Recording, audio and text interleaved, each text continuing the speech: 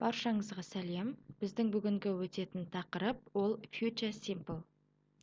Жалпы future деген сөз болашақ деген мағынаны білдіреді. Яғни осы сөздің өзінен-ақ бұл қай шақ екенін білсек болады. Бұл бізде жай келер шақ деп аударылады. Яғни мен ертең не істеймін?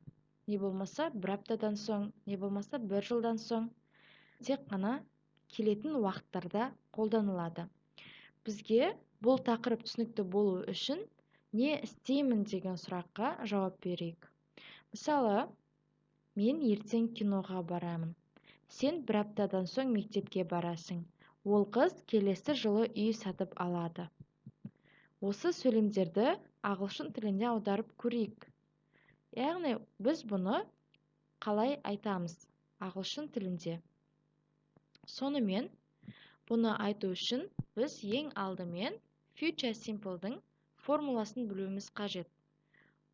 Ол бізде subject plus will және plus verb.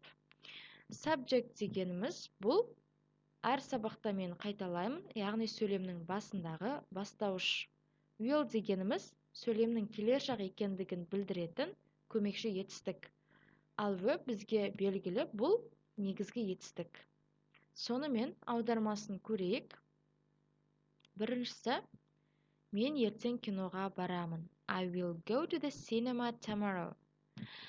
Сонымен I деген subject, will бізде көмекші етістік, go негізгі етістік. Енді to the cinema бұл жерде кинотеатрға, яғни бағытын білдіріп тұр. Tomorrow бұның қай уақытта болатындығын білдіреді. Сонымен екінші және үшінші сөйлемдерді аударып көрейік. Сен мектепке барасың, ол қыз келесі жылы үй сатып алады. Бірінші, сен мектепке барасың. You will go to school. Дәл формуладағыдай, you дегеніміз сен, will көмекші етістік, go негізгі етістік, to school мектепке. Үшінші, ол қыз келесі жылы үй сатып алады. She will buy a house next year. Бұл да дәл сондай, she бізде subject, will көмекші етістік, buy негізгі етістік. A house, үй, next year, келесі жылы, яғни іс-әрекеттің қашан болатындығын нақтылап тұр. Сонымен біз сабағымыз одан әрі нақтырақ болу үшін формуланы есімдіктерге жалғап көрейік. I, you, we, they, he, she. Және plus will, plus verb.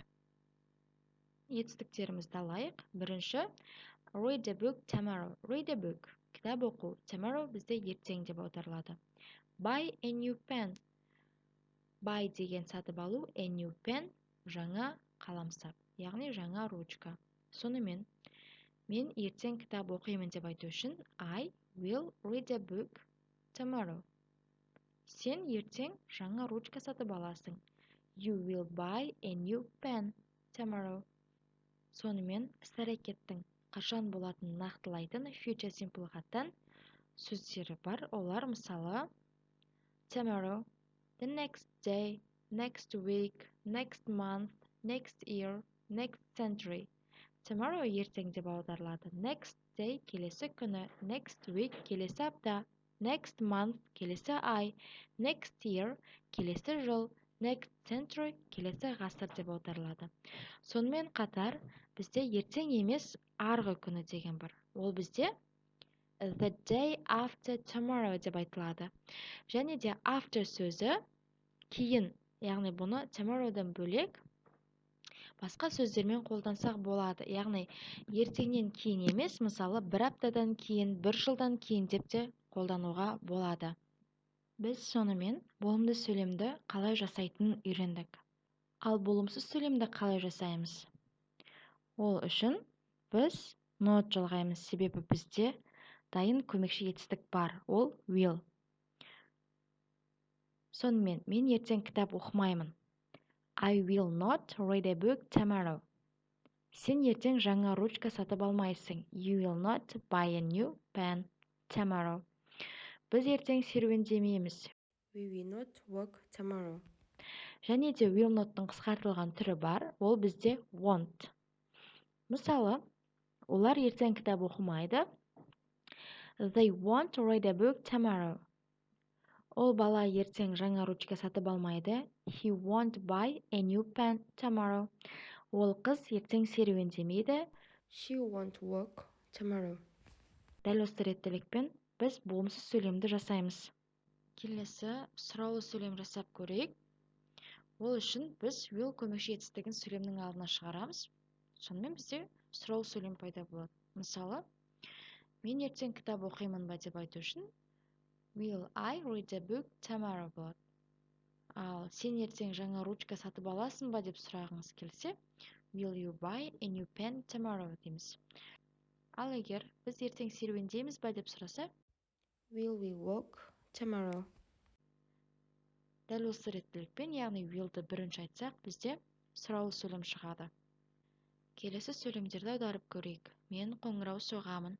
Сен ертең ойнайсың. Біз түнде кітап оқимыз. Олар кешке үй жинайды.